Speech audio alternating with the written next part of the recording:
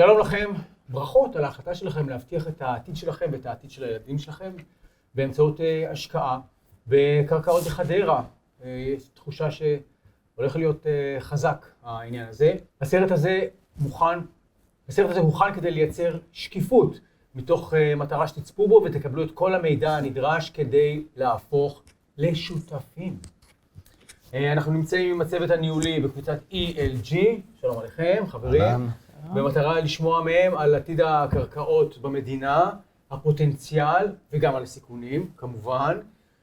בכל מקום יש סיכונים, אבל כשעושים את הדברים נכון, עם המומחים בתחום, הכל פשוט ובטוח יותר. תרשו לי להכיר לכם את אלחנן זזרוביץ', הוא המנכ"ל ובעלים של קבוצת ELG.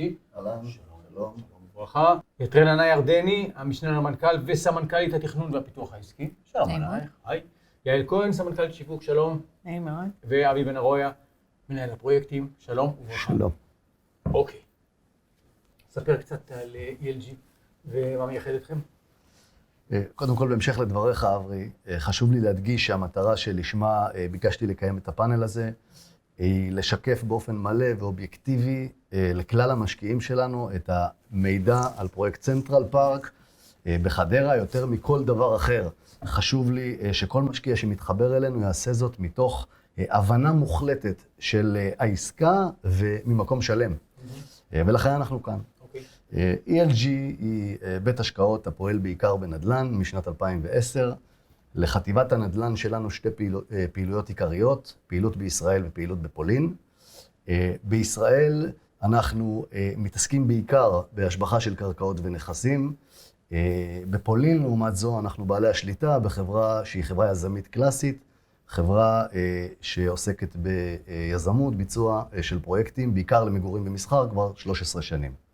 אם ניקח את זה לרמת המיקרו, בישראל אנחנו פועלים בשלב מקדים לבנייה. אנחנו למעשה עוסקים בהכשרת קרקעות לחברות יזמיות שבאות בהמשך ובונות את אותם פרויקטים. אם ניקח לדוגמה פרויקט שלנו באשדוד, מדובר על פרויקט שנבנה על הדיונות של העיר אשדוד. כולם מכירים.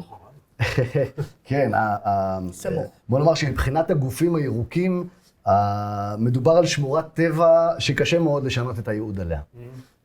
אנחנו רכשנו שני מגרשים, מגרש אחד רכשנו ב-2017, את השני ב-2018, ובחמש שנים של עבודה באמת מאומצת מול כלל הצוות, גם בעיריית אשדוד, מהצוות הרפרנטי ועד לראש העיר, והמנהלת של הפארק, ויחד עם הוועדה המחוזית, הצלחנו בעצם ליצור מסמך מדיניות חדש, שקבע שם זכויות של עד 650%, שזה המון, בעירוב שימושים. זאת אומרת, בקרוב אנחנו נצא לביצוע של פרויקט של 140,000 מטר, 4 מגדלים, מתכנן אותו אבנר ישר, אחד המשרדים הגדולים היום בישראל, ובעצם הפרויקט יכלול שטחי מסחר, תעסוקה, משרדים מה שנקרא, וגם מגורים. אז באמת הפעולות שעשינו במהלך אותם 5 שנים העלו את ערך הקרקעות במאות אחוזים. במה אתם שונים ממשרדים אחרים שעושים דברים דומים? אז למעשה המרכיב העיקרי שמבדל אותנו מהרבה מאוד חברות שעוסקות בתחום הקרקעות, היא העובדה שאנחנו קודם כל חברה לניהול תכנון. אנחנו לא חברת שיווק. אוקיי. בגלל הוואקום שנוצר בעקבות עליית מחירי הדירות במדינת ישראל, זוגות צעירים רבים חשים שהם הפסידו מראש במה שנקרא, אני קורא לזה המרוץ לדירה.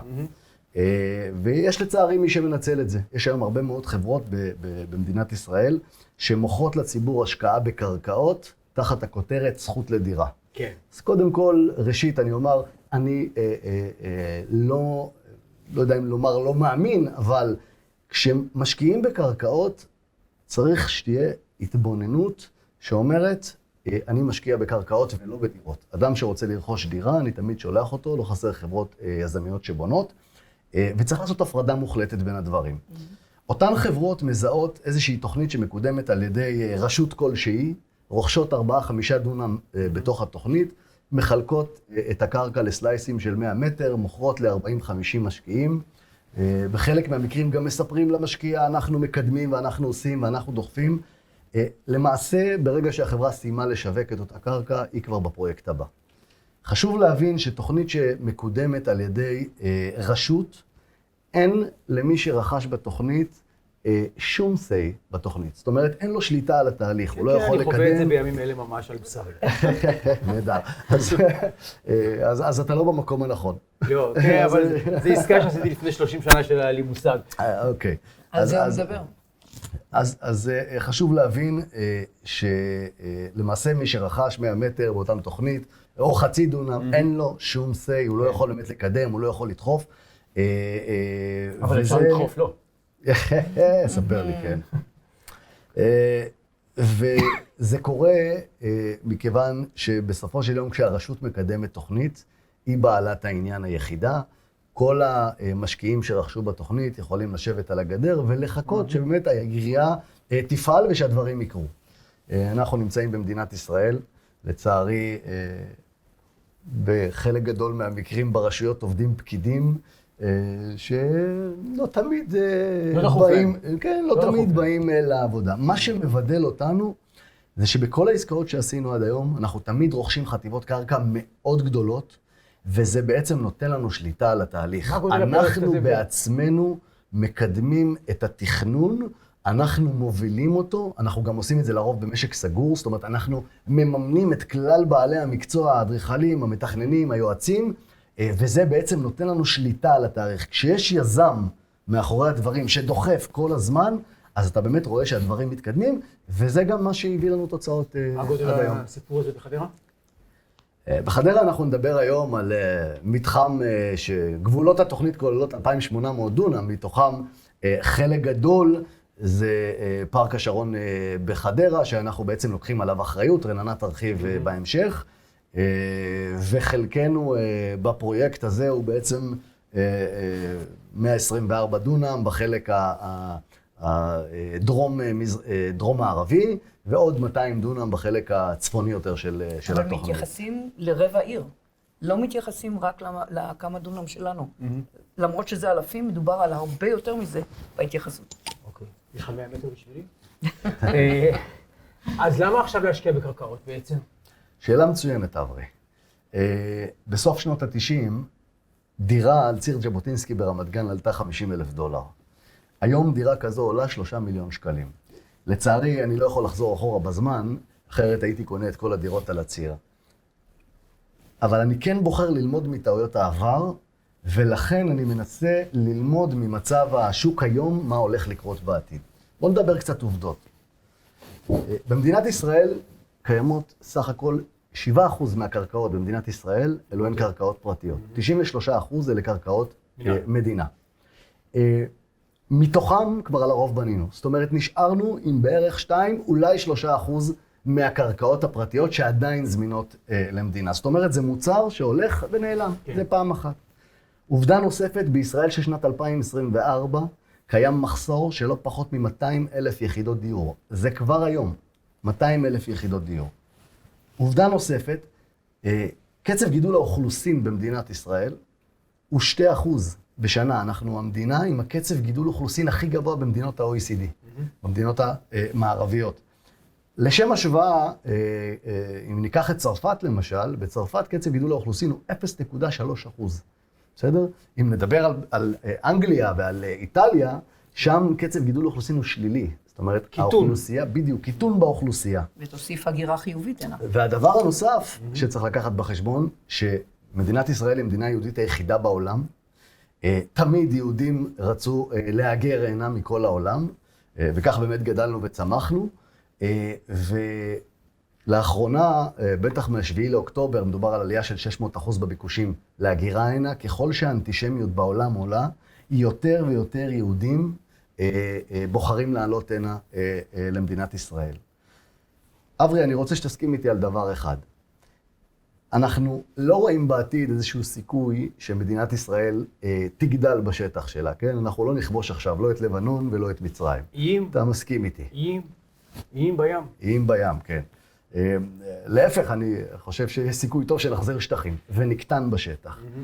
אז כדי להתמודד עם כל הוואקום הזה שנוצר, והמחסור באמת בדירות שרק ילך ויגבר עם השנים, מדינת ישראל פועלת פעם אחת כדי להפשיר קרקעות בהליכים מהירים יותר, נדבר על זה בהמשך, ופעם שנייה היא פועלת כדי להגדיל את יחס הצפיפות על אותן קרקעות. כן.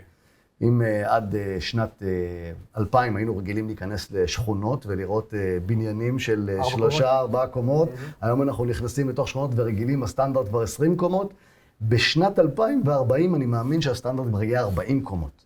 כמובן עם אורבניקה תכנונית וכולי, אבל עדיין אנחנו רואים את זה הולך וגדל. זאת אומרת, ערך הקרקעות, ככל שיעבור הזמן, רק יעלה ויגדל. לכן אני חושב שמי שישקיע עכשיו בקרקעות באזורים אסטרטגיים, אני בטוח שהוא ירוויח מאוד בעשור הקרוב. תוך כמה זמן? מה אורך הנשימה שצריך להיות למי שמשקיע עכשיו בקרקע?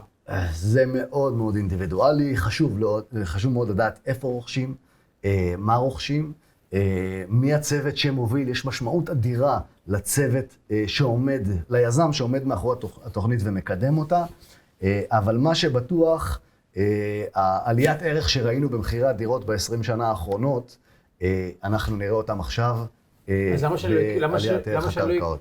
אז למה שאני לא אקנה דירה? למה אני צריך לקנות קרקע? זה סיפור מאוד מאוד חשוב. אתה שואל שאלה טובה. השקעה בקרקעות היא השקעה בעלת פוטנציאל הרווח הגדול ביותר. אנחנו מדברים על תשואות. התשואה היום הממוצעת מסחר דירה בישראל היא סביב 2.5% בשנה, בסדר? בסביבת הריבית היום, אדם שרכש דירה, לקח משכנתה, צריך להביא כל חודש כסף מהבית כדי לממן את המשכנתה. היום עלות הכסף היא סביב 7%. בסדר? אז לא הגיוני שאנחנו מקבלים תשואה של 2.5%, אבל משלמים על הכסף 7%. זה לגבי דירות, כן? אם נדבר למשל על שוק ההון, משנת 1970, שוק ההון עשה בממוצע סביב ה-7-8% בשנה. ועדיין, עם סיכון מאוד מאוד מאוד גדול, כן? צריך לזכור שפעם בעשור, יש איזושהי נפילה בבורסות בעולם של בערך כ-50%, כן? כפי שקרה בשנת 2000 ובשנת 2008. על פי מחקר של בנק ברקליס, המניות בארצות הברית נפלו בשנת 2022 ב-24.4%. אם כן, השקעה במניות היא מיועדת למשקיעים שהתמקצעו בתחום, לא לכל אחד, ועדיין אנחנו מדברים על תשואה של 7-8% במקרה הטוב. השקעה בקרקעות לעומת זאת היא הרבה יותר בטוחה. ערך הקרקעות מקום המדינה עלה ב7% בממוצע בשנה, וזאת מבלי קשר לפעולות או לפעולות ההשבחה שאנחנו עושים, שהן מעלות את ערך הקרקעות במאות אחוזים. רננה ירדני, היי. שלום. אז כפי שאמרתי בהתחלה, את המשנה למנכ"ל וסמנכ"לית התכנון והפיתוח העסקי, מאיפה את באה, מה עשית? קצר או ארוך, בכל מקרה, אני אדריכלית ומתכננת ערים. אני עוסקת בתחומים האלה כבר למעלה מ-30 שנה. אני זכיתי להיות במדינת ישראל בכמה תפקידים בכירים, בין היתר כמהנדסת שתי ערים, מהנדסת מועצה אזורית גדולה מאוד במרכז, וגם כמתכננת מחוז המרכז של משרד הפנים. כל מחוז המרכז? כל מחוז המרכז, מחדרה ועד גדרה. יצא לך מאוד. ולהגיד את האמת, זה תפקיד באמת... ואף יושבת ראש. הייתי גם יושבת ראש תקופה מסוימת. בכל אופן, התפקיד באמת מאפשר לך לגעת כמעט בכל צעד ושעל שבתחום המחוז, בוודאי בכל הקשור לשינוי ייעוד קרקע, להגדיר כמה יהיה בכל קרקע, להגדיר איפה עיר, איפה כפר ומה ביניהם, ועוד הרבה מאוד סוגיות כמובן שלא נפתח כרגע. זה כ-50% מהפיתוח במדינת ישראל, אגב, המחוז הזה, אם אני לא טועה, עד היום הזה. אבל בעשורים האחרונים, אפשר להגיד, אני עובדת בעיקר עם, הם קוראים לעצמם בוני הארץ, והם באמת כאלה, היזמים במדינת ישראל, שהם חלק והם הפרטנר המרכזי כדי לפתח את המדינה הזו. בנוסף לתפקידיי כמתכננת מחוז וכיועצת נכון להיום לגופים ציבוריים, לא רק פרטיים, אני רק אספר שנולדתי בניו יורק, גדלתי בעיר קטנה שם, עליתי ארצה ומאז אני נודדת לרוחבה ולאורכה של המדינה הזו. מאוד קשורה לארץ הזו, גם בהיותי בעצם מדריכת תיירים בישראל ובעולם. הסיבה שאני מזכירה את זה מכיוון שלמרות שכולנו מוקירים ואוהבים מאוד את הכחול והירוק וההרים והחול, לי כואב הלב כשאני רואה את ה-pattern of the city, כלומר את הדפוס בנייה של הרבה מאוד ערים במדינת ישראל, שזה copy-paste של שנות ה-50 ו-60. בינינו אין את מי להאשים, היינו בתקופה אחרת, תקופה לא קלה, כמו היום, אבל זה מה שנעשה ולא שונה במשמעותי עד היום הזה. הסיבה שאני מגדירה את זה כך, זה מכיוון שאנחנו באנו לשנות דפוס חשיבה. ואני חושבת שהחברה הזו, ELG, שאני שמחה להיות חלק ממנה, באמת חושבת מחוץ לקופסה, ויוצרת מרקם עירוני חדש, בחשיבה חדשנית. במה? בהרבה מאוד דברים. במה הוא חדש? בואו אני אסביר. אין הרבה יזמים במדינת ישראל, ואני מכירה רבים מהם, נגדיר כך, שלוקחים פרויקט, אגב, מכוונים מטרה מדויקת, המיקום שהם הגיעו אליו עוד לפניי בחברה, מיקום מצוין שמחבר בין עיר לבין הרגשה של שדה, בין כחול לירוק כאמור קודם. היו לי שני תנאים כשלקחתי את הפרויקט על ידיי כשהגעתי לחברה, בנוסף לפרויקטים אחרים, צריך לומר, אבל זה הראשי שביניהם. ושני הנושאים היו כאלה. אחד, שלוקחים אחריות על השטחים הירוקים והכחולים שמדרום לנו, ולא מסתפקים רק בשטח באמת לבנייה עירונית. קיבלתי כן. השני, שתינתן לי הזכות להרכיב את הצוות. כמובן באישור החברה, אבל שתינתן לי הזכות. וגדולתו של אלחנן ושותפו יוחאי, שבאמת נתנו לי את האפשרות לעשות את זה בגדול, והבאנו צוות מצוין, כולל אדריכל ראשי, שמו בישראל ובניו יורק, ערן חן, המשרד הוא בניו יורק, 130 עובדים, 10 מהם איתי עד היום הזה, על הפרויקט הזה, לתפארת מדינת ישראל. אז בוא תדברי איתי קצת על הסנטרל פארק הזה. מה יש בו, חוץ מאגם גדול ומדהים? אז בואו אני אספר לך טיפה על הסנטרל פארק, אני רק אגיד שהפרויקט הזה הוא נמצא במקום מהמם שאין הרבה כאלה פנויים לחשיבה מחדש כאמור, מחוץ לקופסה, וכל כך קרובים לכל כך הרבה מוקדי עניין וחשובים ביום יום. אחד, זה האב תחבורתי יוצא מן הכלל, חדרה, יותר מכל מקום אחר. 2, חדרה, למרות שמרכז הארץ נמצא במקום אחר, אבל חדרה נמצאת פונקט במרכז, בין ראש הנקרה לאשקלון, על חוף הים הישראלי. והרי חוף הים הוא באמת מרכז ההוויה הישראלית בהרבה מאוד תחומים, לא רק שם, אבל בהחלט גם שם. דבר נוסף, אנחנו מדברים על האזור שיש פה יתרונות ירוקים וכחולים יוצאי דופן שלא קיימים כמו אגם החורף הגדול ביותר, או בריכת יער כפי שהיא קרויה, הגדולה ביותר לאורך חוף הים הישראלי, או לאורך שפלת החוף צריך לומר. דבר שלישי, בקרבה מיידית, כלומר בהליכה, ליער חדרה, אחד היערות הגדולים במרכז.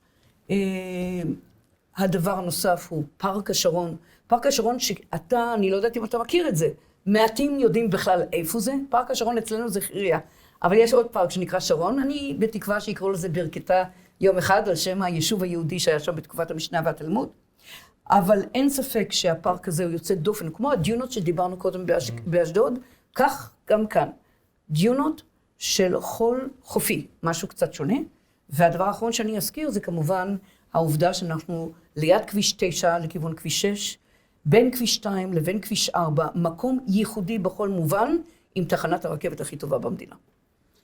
אוקיי, אז אם כך, אני רוצה לשמוע ממך, אבי, אהלן אבי. היי. מה שלומך? מצוין. ספר טיפה על הדרך שעשית בנדל"ן, מה העביר אותך לחברה הזאת? אני יליד מושב צור משה בשרון, אבי זיכרונו לברכה ואמי הקימו את המושב בשנת 36. גדלתי על קרקעות, גדלתי על אדמה, גדלתי על מרחבים, ואני חושב שזה חלק מהאהבה שלי למה שאני עושה היום. שירתתי שירות ארוך מ-71 עד 86 בצבא קבע, מסלול של קצונה ולימודים משולב. השתחררתי, הפרויקט הראשון שעשיתי היה פרויקט מלונאי גדול בשנת 87 עד 89, זה מלון גדול בירושלים, בכניסה לירושלים, ששימש בעבר כאכסניה לעולים חדשים שהגיעו מחבר העמים, והוא שוקם, והוא היום מלון לתפארת. לאחר מכן, יחד עם הבת שלי, שהיא אדריכלית ומעצבת פנים, והבן שלי, שהוא סיים משפטים, איתרנו נכסים בארץ ובחוץ לארץ, נכסים ישנים, שיקמנו אותם, ואו שהזכרנו אותם ב-Airbnb, או שמכרנו אותם ללקוחות, וכו' וכו'. והתעסקתי גם ברמת גן גבעתיים, במספר פרויקטים של התחדשות עירונית ותמ"א. איך הגעת לחברה הזאת? ב-14 שנים האחרונות חברתי לחברה, אני מלווה אותה מהיום הראשון, שלמעשה אהבתי את נושא התכנון וההשבחה שהחברה יודעת להוביל, ולמעשה התחברתי לי למאגר הלקוחות הגדול של החברה, שמבחינתי היום כמו משפחה שנייה, אני מלווה אותם המון שנים, בהמון פרויקטים, ואני עושה את זה באהבה, ואני חושב שבצורה נכונה. אבי, מי הקהל יעד שלכם? קהל היעד הוא החל מחבר'ה צעירים, כולל חיילים בודדים בני 20, ועד בעלי תפקידים מאוד בכירים במשק, כולל מנכ"ל של אחת החברות הגדולות בארץ. זה כולל אדריכלים וקבלנים ועורכי דין ורואי חשבון ובעלי מקצועות חופשיים ומשקיעים. מנחי תוכניות לילה גם יש לכם? עדיין לא. בוקר ולילה. אבל עד סוף היום יהיה. החברה בגדול לוקחת ומקדמת פרויקטים. יחד עם הלקוחות, יש לי לקוחות שנמצאים איתנו כבר ב5-6 פרויקטים, שהם התחילו מהשקעה קטנה של 100-200 אלף שקל, ומינפתי אותם במשך הזמן. בסך הכל הכללי, גם הקהל המבוגר יותר היום, מבין שלהגיע היום לדירה, לילדים ולנכדים, זה כמעט בלתי אפשרי. והם עוזרים בהשקעות לילדים ולנכדים, בקרקעות שניתנות להשבחה, שהם יוכלו להגיע בעתיד לנכסים קיימים, בלי להגיע למצב של פשיטת רגל דרך המשכנתאות וכו' וכו'. מעניין. יעל כהן, סמנכ"לית שיווק, אהלן. ספרי קצת על עצמך ועל הפעילויות שלך. אוקיי, אז אני מגיעה מתפקיד השיווק בעולמות של מוצרי צריכה. תחום הנדל"ן תמיד סקרן אותי, וכשהגעתי ל-LG בפעם הראשונה, הבנתי שיש כאן סיפור אחר לגמרי. החזון של החברה, שמחובר מאוד למעשים ולהון האנושי, הטיפול בלקוחות בחרדת קודש. זה ככה מתייחסים ללקוחות, והם שותפים לכל דבר ועניין. זה גם משהו שאנחנו אומרים כל הזמן, אין לנו לקוחות, יש לנו שותפים. בסדר? אז ברגע שאני הצטרפתי, זה מה שגרם לי להצטרף, וברגע שאני הצטרפתי והפכתי להיות חלק מהמקום הזה, צירפתי את ההורים שלי, כי הבנתי מה... הבעת אמון מוחלטת. כן, לגמרי. זו חברה שפועלת כבר למעלה מעשור, עם קבלות, עם הוכחות, שאחוז לקוחות חוזרים מאוד גבוה, כי הלקוח בעצם נמצא במרכז. הוא בעצם שותף מלא לתהליך. אחד הכלים הכי משמעותיים זה מערכת דיווח אינטרנטית, שבאמצעותה הלקוח יכול להיות מעודכן בכל שלב ושלב בתהליך על התקדמות הפרויקט. זה משהו שלא רואים בהרבה מקומות אחרים, וזה בעצם מקנה ללקוח תחושה... שקיפות, תחושת ביטחון, מחזק את הוודאות של הלקוח בנו ובמחויבות שלנו כלפיו וכלפי התהליך. אז בכל פעם שיש עדכון, הוא עולה לאזור האישי באתר, ללקוח יש סיסמה, הוא יכול להיכנס באופן חופשי, הוא כמובן מקבל גם SMS ברגע שיש עדכון על התקדמות בפרויקט, והרמת ודאות הזאת שאנחנו יודעים לייצר ללקוח, תורמת לכך שהם נותנים בנו אמון וחוזרים לשתף איתנו פעולה שוב ושוב. תגידי משהו, מאז ה7 באוקטובר, אנשים חושבים לטווח קצר. זה נדמה לי מה שמאפיין אנשים. איך זה משפיע על העסק שלכם?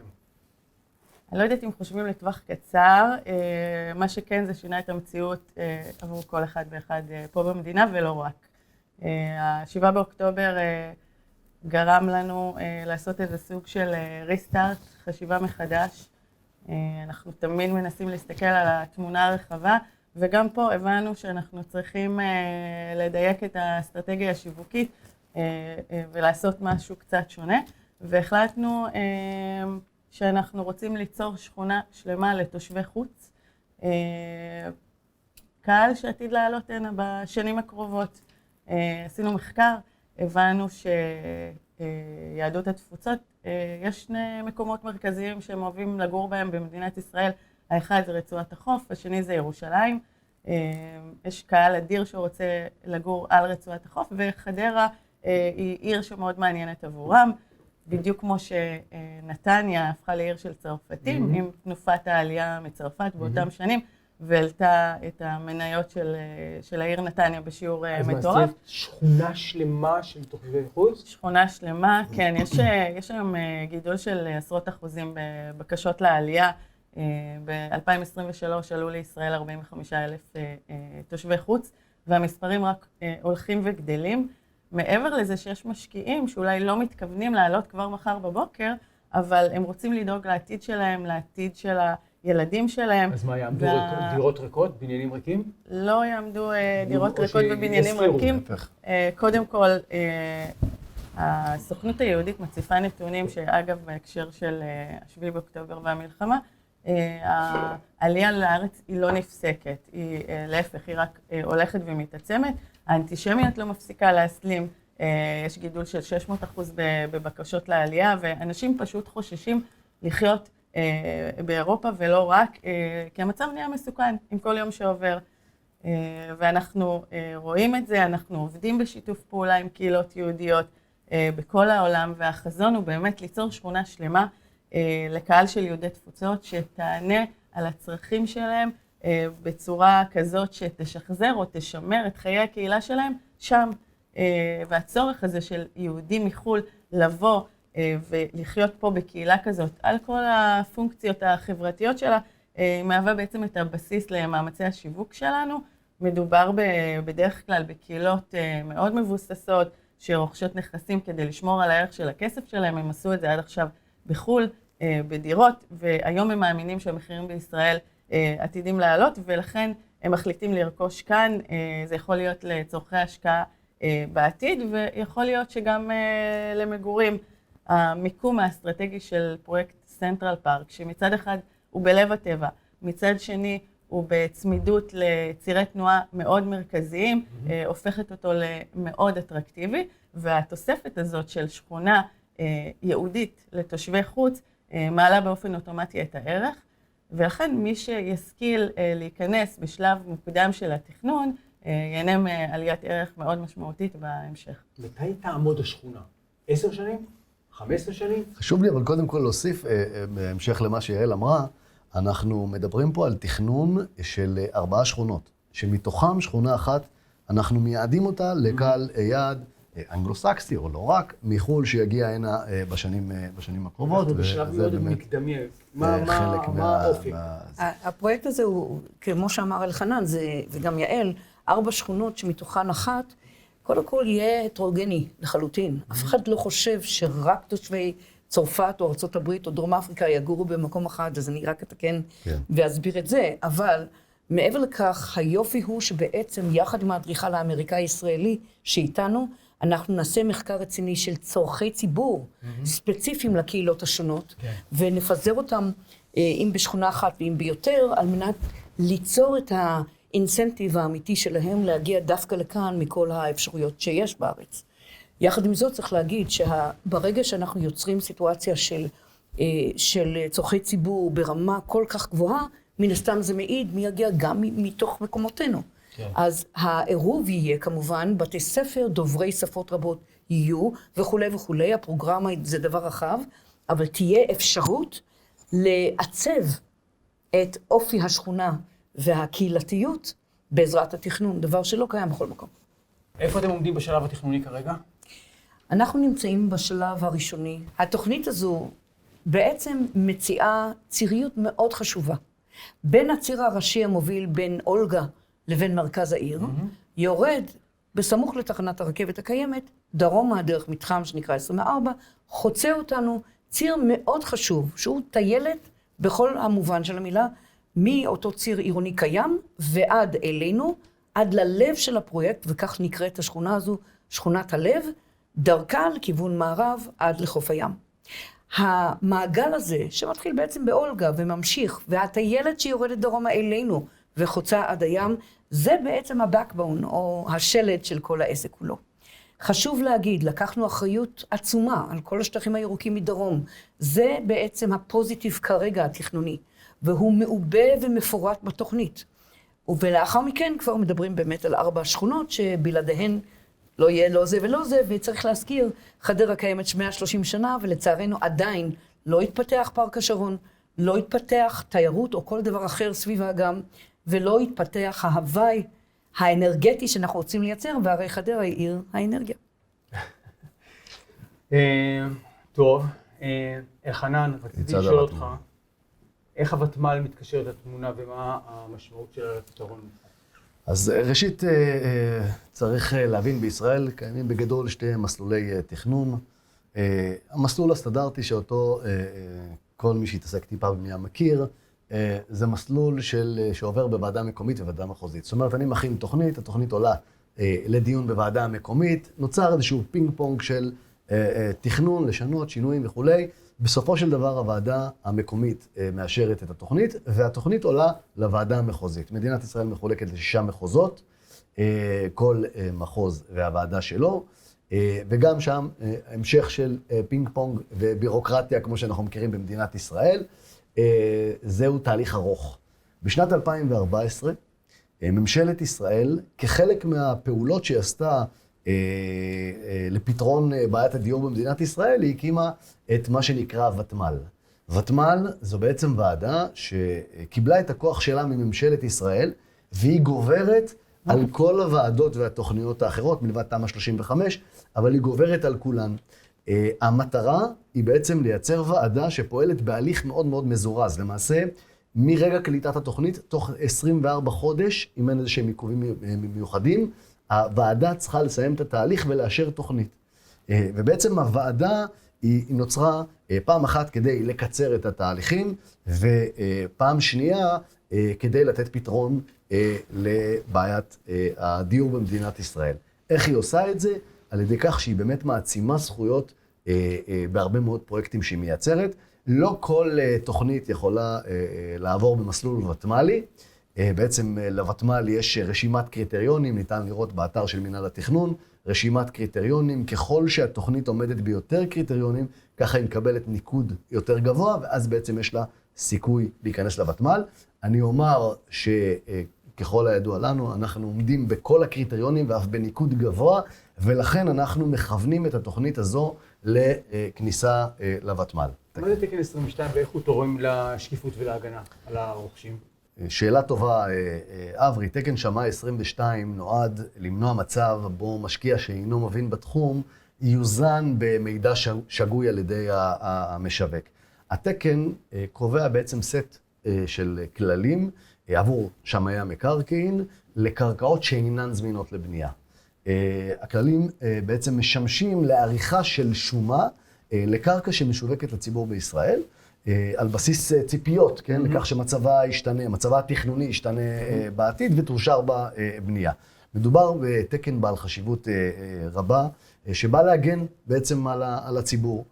כאשר המשקיע מקבל לידיו את דוח השמאי, שנערך כמובן על פי התקן, אז קל לו לקבל החלטות מושכלות שמתבססות בעצם על נתונים אמיתיים. אוקיי. איזה אסטרטגיה אתם נוקטים כדי לקדם את התכנון הזה? אני מאמין שכדי לחבר את כלל הגורמים הרלוונטיים לפרויקט מהסוג הזה, שזה הרשות, זה רט"ג, רשות טבע והגנים, נתי, נתיבי ישראל ועוד כהנה וכהנה גופים, חשוב לתת להם ולא לקחת מהם. וזו האסטרטגיה שעל פיה אנחנו בעצם פועלים. מה אתה נותן לרט"ג? אז קודם כל, הרבה ממה ש... קודם כל, כפי שאמרה רננה, לקחנו בעצם אחריות על חלקים מאוד גדולים מפארק השרון. פארק השרון, חשוב להבין, הוא אחד המקומות היפים בארץ. שביל ישראל עובר דרך המרחב. לקחתם אחריות, אבל הם נותנים את האחריות? רגע, שנייה, אני אסביר. הם בעצם שביל ישראל עובר דרך הקרקעות שלנו. מי שמכיר את שביל ישראל, כשמדובר ברצועת החוף, הם ממש הולכים על רצועת החוף, ואז באיזושהי נקודה, בדיוק בהיכן שהקרקעות שלנו ממוקמות, הם פונים בעצם מזרחה, עוברים דרך הקרקעות שלנו, שזה בעצם דרך פארק השרון, יער חדרה, ומיד חוזרים חזרה מערבה לכיוון הים וממשיכים ללכת לחוף הים. אבל, עם זאת, כמו שדובר קודם, האזור לצערי מוזנח. מתברר, או התברר לנו בחלק מה-due diligence שעשינו לפני שרכשנו את הקרקע הזו, שעיריית חדרה מנסה בשנים האחרונות לגייס כספים לטובת שיקום המרחב.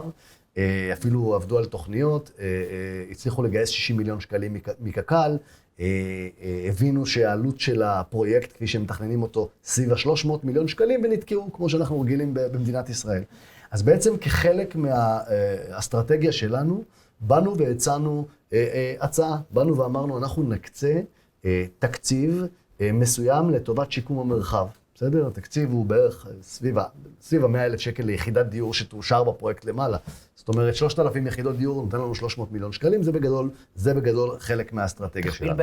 אנחנו השגנו כאן שתי דברים עיקריים. אחד, מול הרשות. לעיריית חדרה יש חלום לשקם את המרחב הזה סוף סוף ולהפוך אותו לבאמת מרחב משוקם עם שבילי הליכה ושבילי אופניים וכו' וכו'. פעם שנייה מול רט"ג, רשות הטבע והגנים, הרבה מכירים בשמם הירוקים, שלהם מאוד מאוד מאוד חשוב לשמר את ערכי הטבע. אז בדיו דיליג'נס שעשינו, הבנו שהקרקעות של פארק השרון ברובן אלה קרקעות פרטיות. זה פעם אחת, ופעם שנייה התברר לנו שמעולם לא נעשתה תב"ע שקובעת סטטוטורית, שפארק השרון הוא שמורת טבע. ואגב, זה משהו שלמדנו מפרויקט שלנו, באמת מהפרויקט שלנו באשדוד. תוכנית מפורטת, צריך להגיד. יצרנו בעצם תוכנית שהגבולות שלה כוללים חלקים מאוד גדולים את פארק השרון, כאשר התוכנית בעצם מציעה לבעלי קרקעות, שהקרקעות שלהם הם בפארק השרון, וכנראה שלא יבנו שם לעולם, לקבל זכויות בתוכנית למעלה. אז בעצם פעם אחת ניקינו את אותם קרקעות, אנחנו מנקים את אותם קרקעות עבור רשות הטבע והגנים, מבעלי קרקעות, שזה מאוד מאוד מאוד חשוב לרשות הטבע והגנים, אנחנו מנקים להם בעצם את אותם בעלי הקרקעות מהשטח, ופעם שנייה, באמצעות התב"ע שאנחנו עושים, אנחנו בעצם מייצרים הכרזה על הקרקע כשמורת טבע לדורות. ופה בעצם אנחנו נותנים להם, ולא, כפי שאמרתי, לא לוקחים מהם. מדהים. כמה זמן צריך לקחת את התהליך הזה? מה קורה אם בסוף אתם לא מצליחים? שאלה מאוד מאוד מאוד חשובה, ואני באמת אפילו רוצה להתעכב כאן קצת בנקודה הזו. כמובן שגם אנחנו שאלנו את עצמנו, ותמיד שואלים את עצמנו את השאלה הזו לפני שאנחנו מחליטים לרכוש קרקע, בטח בהיקפים האלה, מדובר פה במאות דונמים, ולא צריך לדבר על העלות, אבל כמובן שזו שאלה שאנחנו שואלים את עצמנו. מה יקרה אם חברת TLG מחר לא תתפקד? בסדר? לא משנה מה הסיבה. מה יקרה אם ראש העיר יתנגד בצורה כזו שגם הוותמ"ל לא יוכל עליו? נניח. אבל זו שאלה שעולה. אני אספר קצת על ניהול הסיכונים שאנחנו עשינו לפני שרכשנו את הקרקע הזו, ואני חושב שכל משקיע פוטנציאלי ראוי, כן? אם הוא רוצה להצטרף להשקעה הזו, ראוי שישאל את עצמו את השאלות. אני אדגיש שמה שאומר כעת הינו בגדר הערכה בלבד, ועל פי ניסיון העבר, כן? תמיד אומר, אני יכול להתרברב בעברי, אבל הנבואה ניתנה לשוטים, ואנחנו לא יודעים מה יהיה בהמשך. כפי שאמרתי קודם, ישנם שני מסלולי תכנון. המסלול הוותמ"לי הוא, בוא נאמר, אנחנו מעריכים שסדר גודל של 5 חודשים מהיום, אנחנו כבר נדע אם אנחנו ברי קליטה בוותמ"ל, בהנחה שכן, ייקח לנו עוד משהו כמו 7-8 חודשים להשלים את התכנון, מה שאומר שסדר גודל של שנה מהיום אנחנו בקליטה בוותמ"ל. התהליך בוותמ"ל, כפי שאמרתי קודם, הוא תהליך שעם עיכובים מיוחדים, הוותמ"ל אמור לסיים אותו תוך 2, זה תהליך מוגדר. זאת אומרת, במסלול הקצר אנחנו 3-4 שנים אחרי הסיפור. במסלול הארוך יותר של ועדה מקומית, ועדה מחוזית, השמאי שמלווה אותנו קבע עד 8 שנים, שזה, אני גם אומר, גם זה בתנאי שבאמת יש יזם, כמו במקרה הזה, שבאמת דוחף ומקדם ופועל וכו'. אבל שם עולה השאלה, מה יקרה אם לא? והתשובה שנתנו לעצמנו, כשאתה מתבונן על הקרקע הזה, על הקרקע הזאת, כפי שדיברנו קודם, הקרקע הזאת ממוקמת במיקום סופר אסטרטגי, בעיר מאוד מאוד מאוד מתפתחת, בצמידות דופן, כפי שאמרה רננה, למתחם 24, זאת אומרת, זה המשך ישיר של הבינוי בעיר חדרה, עם מערכת תחבורתית מושלמת, כביש 4 ממזרח, כביש 2 ממערב לתוכנית, מסילת הרכבת עם תחנת רכבת בחלק הצפון-מערבי של התוכנית, וכל זה בעצם מייצר לנו כאן קרקע שאין סיכוי שלא יבנו בה. זאת אומרת, בניהול הסיכונים שלנו, אנחנו מבינים שזה עניין של זמן. זאת אומרת, גם אם אנחנו לא נצליח לתכנן מכל סיבה שהיא, או לא נצליח לקדם, אנחנו יודעים להגיד שכנראה בתוכנית המתאר הבאה של העיר חדרה, הקרקעות האלה ייכנסו כמתחם תכנון. ולכן אנחנו חושבים שהסיכון במקרה הזה הוא באמת, אפשר לומר, עניין של זמן ולא מעבר. אוקיי, חברים. אני רוצה להודות לכם בשלב הזה. תודה רבה רבה. תודה רבה יעל. תודה לך. תודה רבה אלחנן. תודה לך. תודה רבה רננה. תודה רבה אבי. אני מאחל לכם הרבה הצלחה. האזור הזה באמת דורש נגיעה של קסם. כולנו יודעים איך הוא נראה היום. והלוואי שנזכה לאיזה שחיית חמדה שתקום מבין החולות של חדרה. אפילו משלים במשפט, כשהאדריכל שלנו מניו יורק, רננה הזכירה אותו קודם, הציג בפנינו את התכנון של הפרויקט הזה. פשוט הרגשתי שהוא לקח איזושהי חטיבת קרקע, וניקה מעליה מה שנקרא את האבק, ופתאום גילית פנינה, ממש כך. ואנחנו באמת מקווים שגם נגשים את החזון שלנו, יחד עם כל הצוות. מעולה, בהצלחה. תודה רבה. תודה רבה. תודה לך. תודה רבה.